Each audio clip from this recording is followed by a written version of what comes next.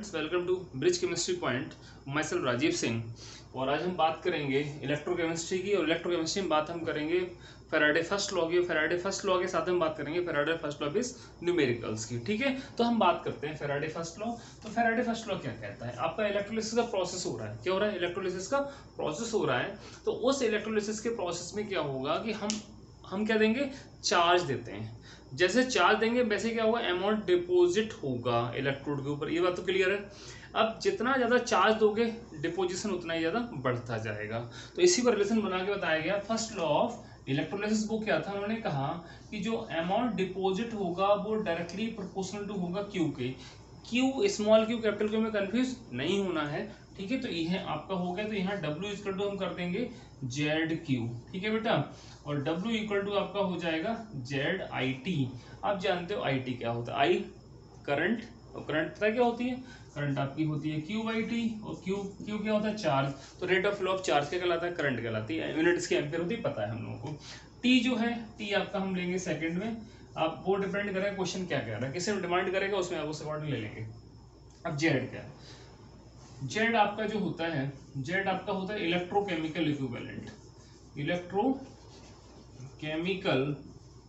Equivalent आपका होता है। ठीक है बेटा, इलेक्ट्रोकेमिकल इक्विवेलेंट आपका होता है। अब इसको कैसे निकालेंगे हम उसकी बात कर लेते हैं जरा। इसको कैसे हम देखेंगे, तो Z को हम कैसे सॉल्व करेंगे। ठीक है, तो यहाँ पर हमने कहा कि क्या होता है? W इक्वल टू क्या होता है? ZIT होता है। और W इक्वल टू Z जो आपका होगा वो होता है आपका equivalent mass over F। F जानते हो क्या होता है? Charge on 1 mole electron. ठीक है, इनटू आपका IT हो जाएगा। ठीक है, आप इसे ऐसे ले सकते हो W इक्वल टू E। जानते हो E इक्विवेलेंट वेट होता है, पता है इक्विवेलेंट वेट के बारे में। ठीक है, तो यहाँ पर आपका हो जाएगा ये atomic mass into I upon into T over आपका N और F हो जाएगा। N पता है बैलेंसिंग फैक्टर होता है, पता नहीं होता है नहीं, बताइए आपको, आराम से कर सकते हैं। ठीक है, अब इसके हम बात करते हैं न्यूमेरिकल्स की। अब न्यूमेरिकल देखिए, कह रहा है how much electricity in term of Faraday. Faraday term में निकालनी है। Is required to produce 20 gram of Cu from molten CaCl2। पहला केस, तो 20 gram Cu from 20 gram Ca from CaCl2, ये क्वेश्चन है आपका। तो यहाँ पर क्या है? आपको 20 ग्राम Ca निकालना है। किससे? CaCl2 से। बहुत अच्छी बात है। आप इसके आंसर में बहुत सिंपल समझिए। ये आपका Ca है, CaCl2 में Ca जो है किस फॉर्म में है? +2 में। ठीक है, इसने 2 इलेक्ट्रॉन लिए और कन्वर्ट हो गया आप Ca में। मीन्स कितना मिला आपको? तो 40 ग्राम मिला। कितना मिला? 40 ग्राम। क्लियर हो गया? तो इसका अमाउंट कितना आया? 40 ग्राम। ये तो क्लियर है, कोई दिक्कत नहीं है। तो 2 मोल इलेक्ट्रॉन कितना मिला आपको? 40 ग्राम मिल रहा है। अब कह रहा है 20 ग्राम कितने अमाउंट से मिलेगा? अमाउंट क्या निकलवा रहा है वो? इलेक्ट्रिसिटी का। किस टर्म में? फैराडे टर्म में। अब सिंपल सी बात है, बहुत ही सिंपल क्वेश्चन आपका है ये। आप इसमें लगाइए फैराडे फर्स्ट लॉ। क्या होता है? यहाँ आपका होता है W equal to atomic mass into Q over क्या रहेगा आपका? N into F। फैराडे के टर्म में लेना है आपको, तो F आपको लगा रहने देना है आपका। यहाँ W इसने कितना बोला है? 20। एटॉमिक मास कितना होता है? 40। पता है किसका है? कैल्शियम का इतना ही होता है। Q, N की वैल्यू 2 आ गई, इंटू F आ गया। ठीक है, आप इसे सॉल्व करिए। देखिए इसका अगर हम इसको थोड़ा सा मैथमेटिक्स सिंपल है, इसमें क्या मैथमेटिक्स लगाऊं फालतू की मैं, तो 20 into 2F equal to 40 into Q। इससे ये चल बसा तो क्या बचा? Q इक्वल टू कितना आ गया? नहीं, क्या हुआ? इससे ही कट गया तो क्या Q इक्वल टू कितना आ गया? F आ जाएगा केवल। कोई दिक्कत है? मैंने डायरेक्ट कर दिया। आप इसको ऐसे ले सकते हो, कन्फ्यूज मत होना इसको।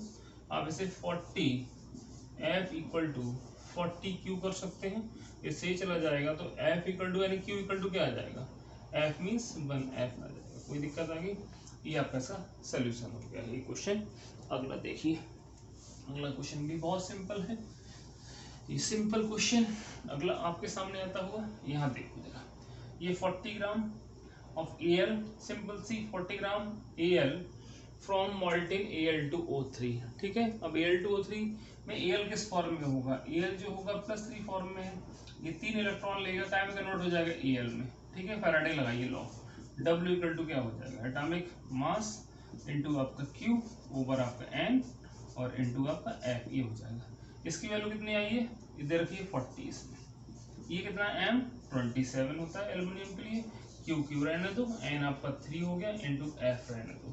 सॉल्व करके देखो जरा इसको कितना आ रहा है, ये आ रहा है आपका 40 इंटू 3 इंटू F ओवर 27, ये तो आएगा इक्वल टू किसके आएगा, ये Q के आएगा।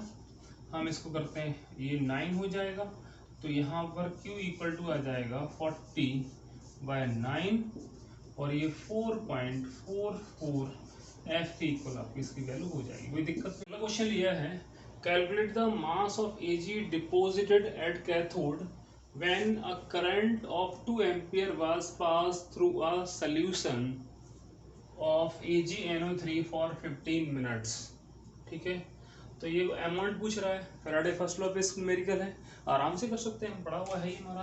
तो हम पहले लिखते क्या है कि हमारा फैराडे फर्स्ट लॉ क्या है, W equal to M into I into t जानते ही हैं, और यहाँ पर N इंटू F।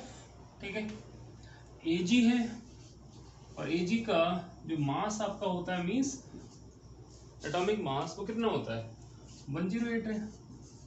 क्लियर है, यहाँ पर N कितना हो जाएगा, क्योंकि AgNO3 जब डिपोजिट करेगा तो Ag किस फॉर्म में आएगा, +1 में, एक इलेक्ट्रॉन हमने ऐड करते हैं, कितना हो जाएगा आपका Ag हो जाएगा। तो N की वैल्यू कितनी हो जाएगी, 1 इलेक्ट्रॉन 1 हो जाएगी।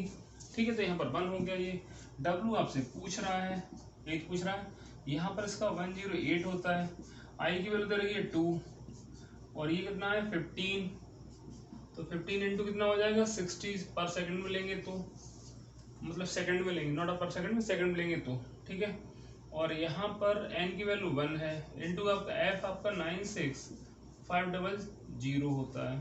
ठीक है बेटा, अब क्या करेंगे आप, यहाँ से इससे जरा ये हटाइए, हटा दिया, देखिए ध्यान से, इसको हमने हटा दिया।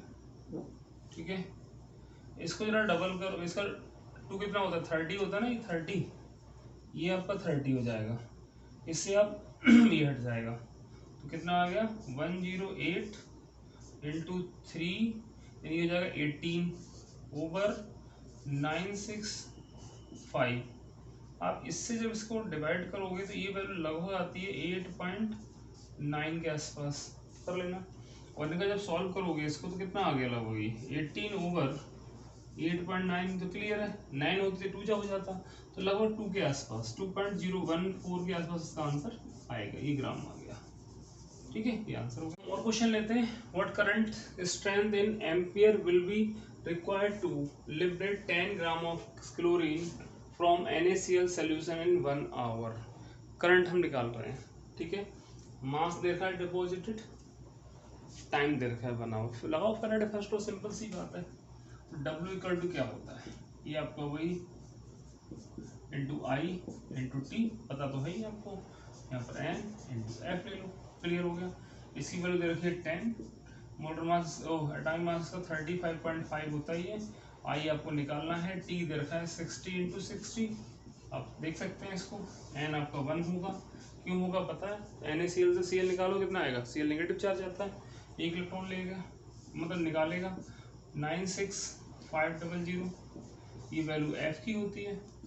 ये क्लियर हो गया, यहाँ से इसे सॉल्व करिए, इससे नहीं काट दो, कैंसिल आउट हो जाएंगे। ठीक है, और कितना आएगा ये, तो I की वैल्यू कितनी आ जाएगी, I आ जाएगा 965 इंटू 10 ओवर और 6 इंटू 6 मीन्स 36 इंटू और 35.5, इसकी जो वैल्यू आएगी वो एम्पियर में आएगी, वही आंसर माना जाएगा। तो लगभग जो भी वैल्यू आती है इसकी देख लेना, ठीक है, वो आंसर होगा।